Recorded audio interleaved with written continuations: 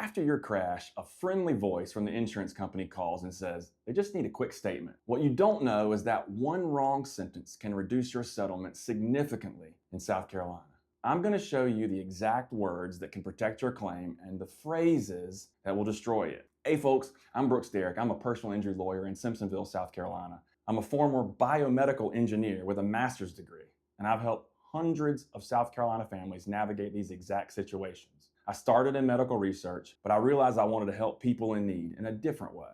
Today I run my practice here in my hometown, and I'm making this video because you shouldn't need to pay thousands of dollars just to know your rights. By the end of this video, you'll know exactly what insurance adjusters are fishing for, the 5 most dangerous questions they'll ask, and the specific phrases that keep your claim safe. I'm going to break down what they're really trying to do, how South Carolina law protects you, and what to say instead of the things that will sink your case. This isn't the friendly advice you'll get from the insurance company. Trust me. Here's what you need to understand. When the insurance adjuster calls you, they're going to sound nice. They sound concerned. They're polite, courteous, and they act like they're on your side.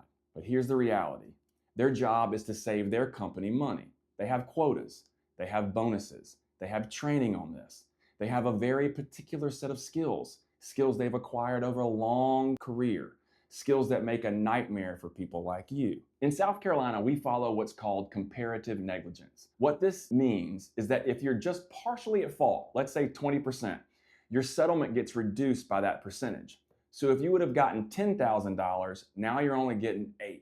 And if you're found to be more than 50% at fault for this accident, you get nothing, $0. The insurance adjuster knows this. And when they're asking you questions, they're not trying to help you. They're trying to find ways to blame you so they can reduce or deny your claim entirely. Every single word you say is being recorded, written down, and it will be used against you later. Even things that sound completely innocent, things we say every single day, can cost you thousands of dollars. That's why knowing what to say and what not to say is vitally important. The first dangerous question they'll ask is, how you feeling today?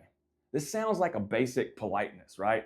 And most of us respond automatically with, I'm fine, thanks for asking. I'm doing all right. Wrong. That just became evidence that you weren't really hurt. You have to avoid this. And here's why this is a trap. You might be in shock. You might be on pain medication. You might not even know the full extent of your injuries yet. A lot of injuries don't show up for days, weeks, or even months. That soreness in your neck could be a herniated disc. That stiffness in your shoulder could actually be a more serious injury. But if you told the adjuster, I'm fine, on day 3, they're going to use that against you 6 months from now when you're still in treatment. They'll say, well, you told us you were fine right after the crash, so clearly this injury isn't from the crash. What to say instead? I'm currently being evaluated by my doctors, or I'm following up with medical treatment. That's it. You're not being rude. You're not being difficult. You're just protecting your claim. The second question is, can you tell me exactly what happened? This sounds innocent, right? They want you to tell them the story of the crash. And this is where people make huge mistakes. They start speculating or adding clarifying language to the facts. They say things like, I didn't see them until the last second, or I was running a little late for work, or maybe I could have braked sooner. You see, every single one of these statements can be used to argue that you were at least partially at fault. Remember, in South Carolina, if you're more than 50% at fault, you get nothing. So when you say, I was running late, they hear, you were distracted and in a hurry. When you say, I didn't see them, they hear, you weren't paying attention. Here's what I want you to do. Just stick to the facts, the basic facts. I was driving south on Main Street. The other driver ran the red light and hit me on the left side. That's it. No color commentary, no speculation about what you could have done differently, just the facts. Heck, you're still investigating this case. You don't know what witnesses are going to say. You don't know what the police report says. So don't give them your full story or even some kind of crazy clarifying language when you don't even know all the information yet. The third dangerous question is, were you wearing a seatbelt? Now in South Carolina, not wearing a seatbelt cannot be used against you as evidence of negligence. That means they can't say you caused the accident because you weren't wearing your seatbelt. But here's the catch. They can still use it to argue that you contributed to your own injuries. They'll say, well, if you had your seatbelt on, you wouldn't be as hurt as you are. And that can reduce your settlement. If you were wearing your seatbelt, say so. If you weren't, don't lie. But you also don't have to volunteer this information that's going to hurt you.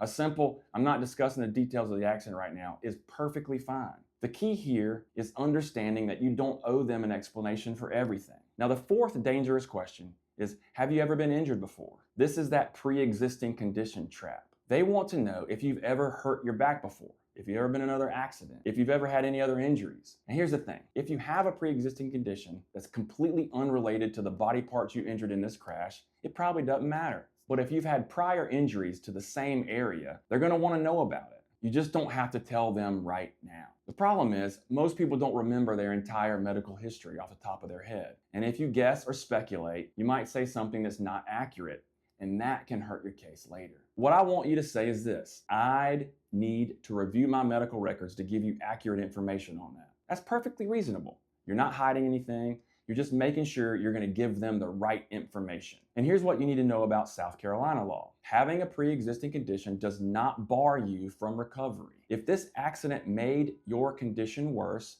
you can absolutely recover for that. But you want to make sure any discussion about prior medical issues is handled very carefully. Now, the fifth question is, do you think you'll need more medical treatment? And this one is a trap. If you say no, they'll use it to argue you were never really hurt in the first place. And if you say yes, they'll try to get you to commit to some timeline. They'll say, so you think you'll be done in a week or two? You don't know how long your treatment's going to take. You're not a doctor. You might feel okay today, and then you wake up tomorrow in serious pain. Injuries are unpredictable, no matter what we think, especially in the first few weeks after a crash. The correct answer is, I'm still being evaluated by my doctors, and I'm going to follow their recommendations. That's it. You're not guessing. You're not speculating. You're letting the medical professionals make the medical decisions. Don't let them pressure you into settling your case before you know the full extent of your injuries. In South Carolina, you have 3 years from the date of your accident to file a lawsuit. But once you settle and sign that release, you can't go back later when you realize that injuries were worse than you thought. So don't rush this process, please. Now, here's what you need to avoid at all costs. Do not give a recorded statement to the other driver's insurance company. You are under zero obligation to do that. They'll tell you it's required. They'll say they can't move forward without it. That's simply not true. If it's your insurance company, the rules are a little different. You do have a duty to cooperate with them.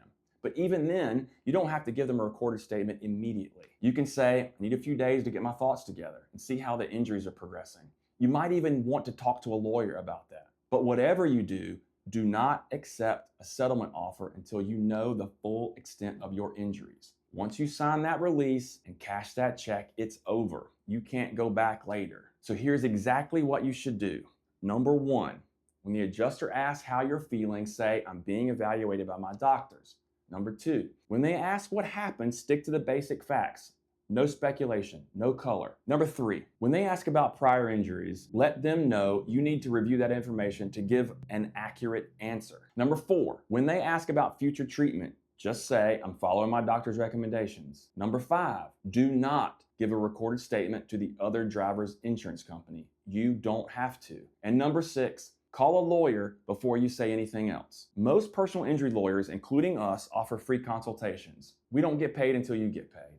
So there's really no risk in at least talking to someone who knows these games. Here's the bottom line. Insurance adjusters are trained to get you to say things that hurt your case. They sound friendly, but that's their job. Their job is to save their company money, not to help you. They answer to shareholders, not you. In South Carolina, if you're found more than 50% at fault, you get nothing. Even partial fault reduces your settlement. So protecting yourself from these tactics isn't being difficult. It's about making sure you get what you deserve. If you want real advice about handling insurance companies after a South Carolina car accident, not the stuff they want you to believe, hit subscribe. And if you're dealing with this situation right now, don't wait. The longer you go without talking to someone who knows the law, the more likely you are to say something that cost you thousands. We've put together a video on what to do in the first 24 hours after a crash in South Carolina, and you can check it out right over here.